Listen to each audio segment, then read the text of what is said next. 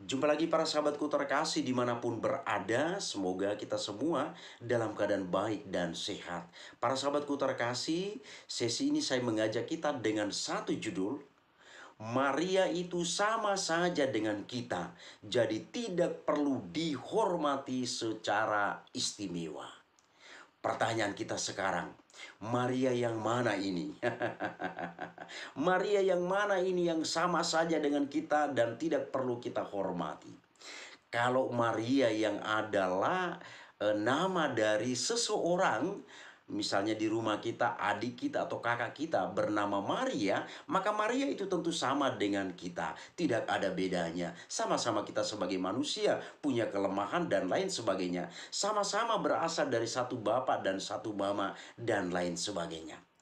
Tapi kalau Maria itu adalah Bunda Yesus, maka di sini Maria itu berbeda dengan kita. Nanti kita akan lihat secara jelas dalam ulasan ini. Para sahabatku terkasih, judul ini saya buat untuk menanggapi komentar yang muncul di kolom komentar pada video saya sebelumnya. Di sana saya bicara tentang Bunda Maria. Para sahabatku terkasih, bicara tentang Bunda Maria, ini merupakan topik yang hangat dan menarik. Jadi kapanpun kalau kita bicara tentang Bunda Maria, ini menjadi topik yang hangat dan menarik bagi kita. Nah, bagi orang-orang Katolik, kalau bicara tentang Bunda Maria, ini pasti menarik. Kenapa? Bunda Maria itu adalah figur yang sangat dihormati dan dicintai dalam gereja Katolik. Jadi Bunda Maria itu adalah figur yang luar biasa perannya, dan karena itu gereja Katolik sangat menghormati dan mencintai figur Maria. Sementara di luar gereja Katolik, teristimewa mereka-mereka yang tidak paham tentang peran Maria dalam sejarah keselamatan, tentu mereka akan merasa terganggu ketika kita bicara tentang Bunda Maria. Maka kita lihat dalam video-video saya sebelumnya, ketika saya bicara tentang Bunda Maria, selalu ada saja komentar miring yang muncul di sana. Ini adalah orang-orang yang tidak memahami dengan baik dan jelas bagaimana proses sejarah keselamatan umat manusia. Para sahabatku terkasih dimanapun berada, dalam kehidupan kita pasti ada orang yang kita hormati. Dalam kehidupan kita tidak bisa kita pungkiri bahwa pasti ada orang di sana yang sangat kita hormati, kita kagumi, dan kita banggakan. Misalnya kita lihat kedua orang tua kita. Setiap anak pasti sangat menghormati kedua orang tuanya. Seandainya ada yang tidak menghormati kedua orang tuanya, maka ini adalah orang-orang atau anak-anak durhaka yang tidak tahu diri untuk menghormati orang-orang yang punya peran yang sangat besar dalam kehidupannya atau punya peran yang luar biasa, maka dia ada dan hadir di dunia ini. Nah, selain itu misalnya orang yang kita hormati, paman kita, bibi kita, bapak tua kita, bapak uda kita, dan lain sebagainya. Orang-orang atau yang berasal dari keluarga besar kita yang punya andil dalam kehidupan kita sangat kita hormati. Nah, selain itu kita lihat misalnya para guru kita. Kita pernah mengenyam pendidikan, dan mungkin saat ini ada yang sedang mengenyam pendidikan. Tentu kita mengenal guru-guru kita. Para guru punya peran yang sangat luar biasa, dan figur mereka ini sangat kita butuhkan dalam kehidupan kita sehari-hari. Nah, selain itu misalnya para pemuka agama. Setiap kita yang beragama tentu kita menghormati para pemuka agama kita. Dan selain itu juga misalnya kita lihat tokoh-tokoh dalam pemerintahan juga kita hormati dalam kehidupan kita. Pertanyaan, mengapa kita hormati mereka? Jawabannya sederhana. Kita lihat misalnya kedua orang tua kita. Kita hormati mereka karena mereka melahirkan kita, membesarkan kita, membiayai kehidupan kita, mendidik kita untuk menjadi manusia yang berguna. Maka tadi saya katakan, jika seseorang tidak menghormati kedua orang tuanya, maka ini dikategorikan sebagai anak durhaka. Nah, selain itu misalnya para guru punya peran yang sangat penting bagi kita. Di sana mereka mendidik, mengajarkan kita untuk menjadi manusia yang memiliki pengetahuan dan berbudi pekerti. Inilah luar biasa peran para guru. Saya ingat ketika kami masih kecil, waktu SD dulu, di kampung tentunya, para guru itu punya andil, punya peran yang luar biasa. Bukan hanya mendidik kita di sekolah, tapi dalam kehidupan menggereja mereka punya andil yang sangat besar. Ikut memberikan materi kepada umat, pendalaman APP dan lain sebagainya. Mereka punya andil di sana untuk umat atau untuk masyarakat yang ada di sekitarnya. Nah, karena yang mereka lakukan ini adalah hal-hal yang luar biasa, maka figur mereka ini patut kita hormati. Kemudian para pemuka agama, tokoh pemerintahan, dan lain sebagainya. Mereka semua kita hormati karena punya andil, punya peran dalam kehidupan kita.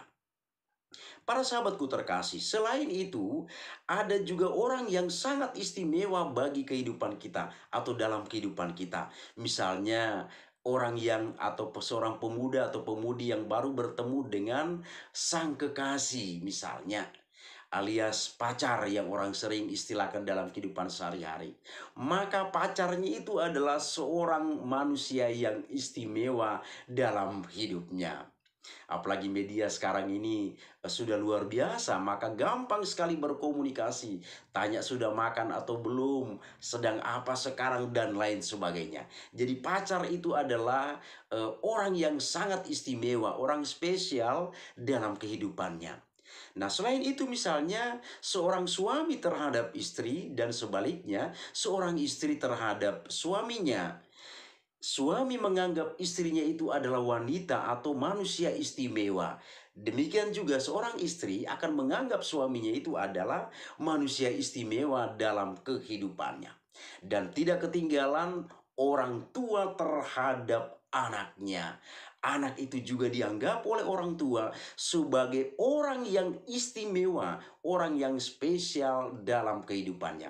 Maka sering saya dengar cerita-cerita atau bincang-bincang dari teman-teman ketika pulang dari kantor atau pulang dari kerja, dia melihat anaknya, rasa letih, rasa capek di tempat kerja itu akan menjadi hilang, sudah terobati karena bertemu dengan buah hatinya.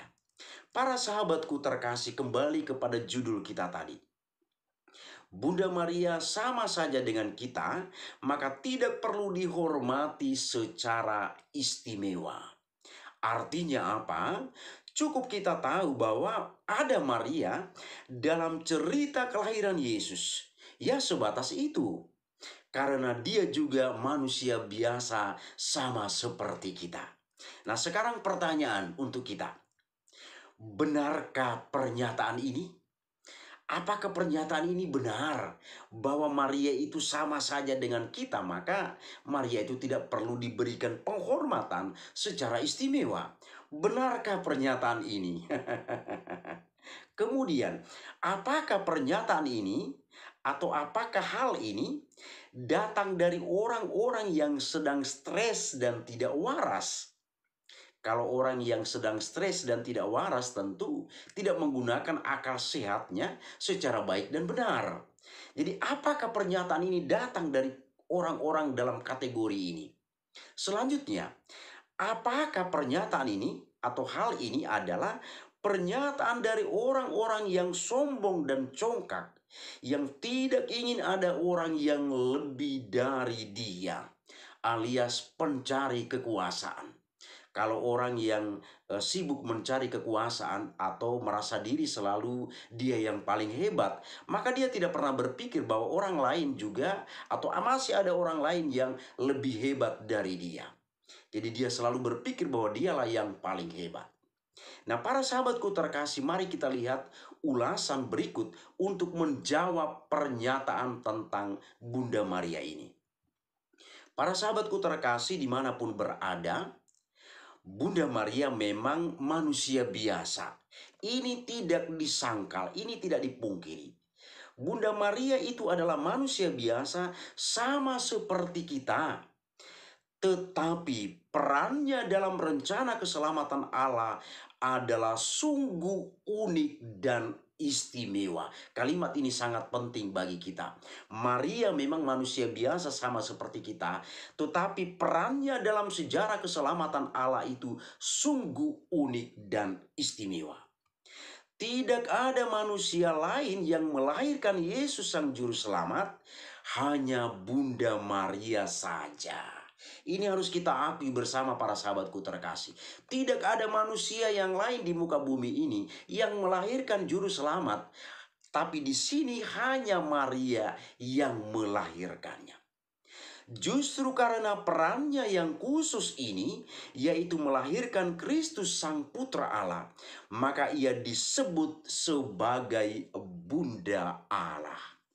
Para sahabatku terkasih, beberapa perikop kitab suci diangkat di sini untuk membantu kita, menolong kita untuk semakin melihat betapa pentingnya, betapa luar biasanya figur Maria dalam kehidupan kita. Pertama misalnya dalam Injil Lukas bab 1 ayat 43. Elizabeth menyebut Bunda Maria sebagai ibu Tuhanku. Kemudian yang kedua, dalam Injil Matius bab 1 ayat 23. Sesungguhnya anak darah itu akan mengandung dan melahirkan seorang anak laki-laki, dan mereka akan menamakan dia Immanuel, yang berarti Allah beserta kita atau Allah menyertai kita. Bunda Maria adalah anak darah itu. Maka kesimpulannya adalah Bunda Maria itu ibu dari Allah yang beserta kita itu. Yang ketiga, dalam Injil Lukas bab 1 ayat 35, kata malaikat itu, sebab anak yang akan kau lahirkan itu akan disebut yang kudus, anak Allah. Karena anak yang dilahirkan Maria adalah anak Allah, maka Maria disebut sebagai Bunda Allah. Dan yang keempat, dalam surat Rasul Paulus kepada jemaat di Galatia, bab 4 ayat 4. Tetapi setelah genap waktunya, maka Allah mengutus anaknya yang lahir dari seorang perempuan dan takluk kepada hukum Taurat. Inilah beberapa perikop kitab suci yang mendukung betapa pentingnya peran Bunda Maria dalam sejarah keselamatan umat manusia. Maka para sahabatku terkasih, memang walaupun Maria itu adalah sarana, namun sarana itu sungguh istimewa. Bukan sebagai sarana tempat yang asal untuk lewat saja. Bahkan kita lihat para sahabatku terkasih, sebagai sarana atau tempat untuk sekedar lewat saja pun dipersiapkan dengan baik. Saya buat sebuah contoh misalnya. Seorang pejabat negara ingin bepergian ke suatu tempat, tetapi dia ingin singgah dulu terlebih dahulu di suatu tempat sebelum tiba di tempat yang dituju. Dia ingin singgah di situ, beristirahat sejenak, makan siang barangkali di tempat itu. Maka tempat persinggahannya itu pun harus dipersiapkan dengan baik. Tempat itu harus aman dan steril. Kita buat contoh misalnya seorang presiden. Dia ingin singgah ke suatu tempat sebelum mau menuju ke tempat yang dituju. Dia singgah di tempat itu. Maka tempat itu harus aman, tenang, harus steril. Maka di sini barangkali dibentuk sebuah kepanitiaan. Mungkin saja dibentuk sebuah kepanitiaan. Lalu tempat itu harus dijaga keamanannya supaya memberikan kenyamanan kepada pejabat penting itu. Bayangkan para sahabatku terkasih, hanya sebagai tempat persinggahan sementara saja, tempat itu harus aman, harus steril, harus tenang untuk melindungi seseorang yang punya pengaruh yang besar dalam kehidupan kita. Apalagi ini adalah Allah sendiri. Analogi ini sederhana sekali untuk kita pahami. Manusia saja, seorang pejabat yang singgah ke suatu tempat, yang ingin menuju ke suatu tempat tapi dia hanya singgah, tempat itu harus dipersiapkan dengan baik. Apalagi ini berhubungan dengan Allah Ini analogi yang bisa kita petik, bisa kita lihat. Yang kita lihat, Allah Putra itu hadir melalui rahim Maria, maka di sana Bunda Maria itu melalui proses mengandung. Kemudian Bunda Maria melahirkan. Maka di sini Bunda Maria itu bukan sebagai tempat persinggahan. Tetapi memang Bunda Maria punya andil, punya peran yang sangat istimewa dalam sejarah keselamatan umat manusia.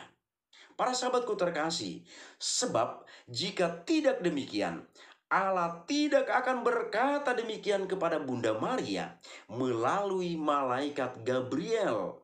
Salam, hai engkau yang dikaruniai, Tuhan menyertai engkau.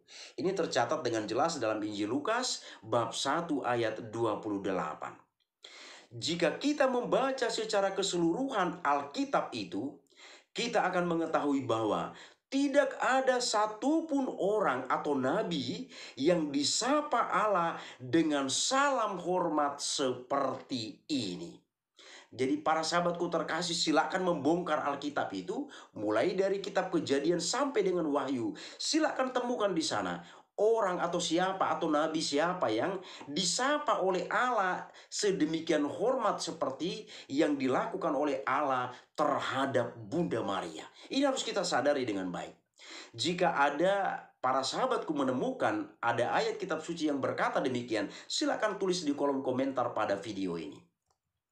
Para sahabatku terkasih, memang benar bahwa Maria dipilih Allah bukan karena ia suci di dalam dirinya. Ini sesuatu yang disadari. Bahwa Bunda Maria itu dipilih Allah bukan karena dalam diri Maria itu sudah suci. Tetapi karena Allah memang mau memilih dia untuk menjadi ibu yang melahirkan Allah Putra, maka ia disucikan olehnya. Karena Allah memilih Maria, maka Maria itu disucikan, dipersiapkan oleh Allah. Allah memang dapat memilih siapa saja untuk menjadi ibu Yesus.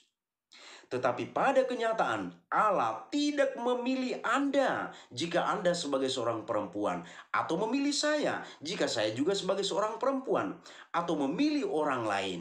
Tetapi ia memilih Bunda Maria.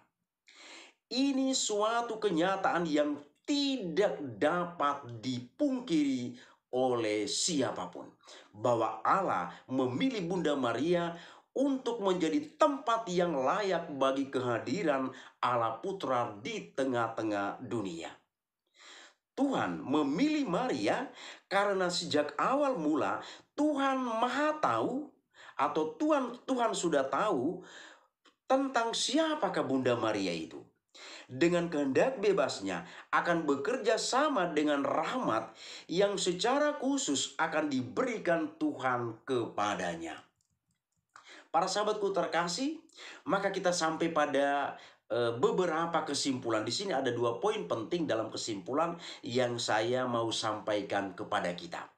Pertama, Tuhan memilih Maria karena Tuhan mengenal Maria. Tuhan memilih Maria karena Tuhan mengenal Maria. Sama seperti kita dalam kehidupan sehari-hari, kalau kita mengenal seseorang itu dengan baik dan benar, maka kita bisa mempercayakan segala sesuatu kepada orang yang kita kenal itu. Karena kita sudah mengetahui dia dengan baik, maka tentu kita bisa percaya kepada orang itu. Selanjutnya, Tuhan tahu bahwa Bunda Maria adalah figur yang tepat, yang dapat dipercaya untuk bekerja sama dengan Allah atas rencana agung itu. Jadi Allah itu sudah tahu bahwa Maria itu adalah orang yang tepat untuk bisa dipercaya untuk rencana agung itu. Dan Tuhan pun yakin bahwa melalui Maria, sabda bisa menjadi, atau sabda menjelma menjadi manusia. Itulah Yesus menjelma atau Yesus hadir sebagai manusia. Jadi Allah sendiri itu sudah tahu bahwa Maria itu adalah orang yang tepat yang dipercaya oleh Allah untuk bisa bersama dengan Allah, bekerja sama dengan Allah, atau Allah menjadikan Bunda Maria sebagai partnernya untuk rencana agung ini. Ini luar biasa para sahabatku terkasih, dan ini harus disadari oleh kita bahwa Allah itu sungguh sangat mengenal Bunda Maria. Bunda Maria adalah figur yang dapat dipercaya untuk bisa bekerja sama dengan Allah untuk rencana agung itu. Rencana agung itu adalah Allah Bapa ingin menyelamatkan umat manusia dari dosa. Dan Maria adalah figur yang tepat bagi Allah untuk dapat bekerja sama dengan Allah demi rencana atau demi terlaksana rencana agung ini. Kemudian kesimpulan yang kedua. Orang yang berkata bahwa Maria itu sama saja dengan kita, maka tidak perlu dihormati secara istimewa adalah manusia yang tidak tahu diri, yang sudah diselamatkan oleh Yesus berkat persetujuan Bunda Maria untuk mengandung juru selamat itu. Jadi ini sama saja dengan seorang anak yang menolak orang tuanya, ini dikategorikan sebagai anak durhaka. Orang-orang dalam kategori ini adalah orang-orang durhaka. Jadi mereka ini adalah manusia-manusia yang tidak tahu diri, manusia-manusia durhaka yang sudah mengetahui peran Bunda Maria tetapi mencoba untuk menolaknya. Nah, kemudian mereka ini adalah orang-orang yang stres dan tidak waras. Kalau orang yang sedang stres dan tidak waras, tentu mereka tidak menggunakan akal sehatnya untuk berkata, untuk bertutur kata, berbicara tentang sesuatu. Asal ngomong, inilah orang-orang yang stres, orang-orang yang tidak waras. Kemudian mereka yang berkata demikian adalah manusia yang congkak, yang tidak ingin ada orang yang lebih dari dia. Seperti di hantaran tadi sudah saya katakan dengan jelas bahwa kalau ada orang yang punya ambisi untuk berkuasa, tentu dia tidak akan pernah merasakan atau pernah melihat bahwa ada orang juga di sana yang lebih tinggi, lebih punya pengaruh dibandingkan dia. Selanjutnya, mereka yang berkata demikian adalah manusia yang haus akan kekuasaan, yang ingin menguasai orang lain. Jadi kalau orang yang ingin menguasai orang lain, mau apapun terjadi, dia tidak pernah peduli. Dan dia tidak pernah melihat bahwa ada orang yang memang punya pengaruh, atau ada orang di sana yang punya kelebihan dibandingkan dengan dia sendiri. Dan mereka adalah manusia yang ingin menyaingi Allah. Ini ironis sekali, ini sangat ironis. Mereka-mereka ini adalah manusia-manusia yang ingin menyaingi Allah. Bayangkan manusia ingin menyaingi Allah, apa yang terjadi? Maka dengan keterbatasan pemikirannya, mereka berusaha memikirkan tentang Allah yang begitu besar itu. Jadi dengan keterbatasan pemikirannya, pikiran manusia ini kan, otak manusia itu begitu kecil, begitu terbatas. Tetapi karena mereka sudah berusaha ingin menyaingi Allah, maka dengan pemikirannya itu mereka berusaha untuk memikirkan tentang Allah yang begitu luar biasa itu.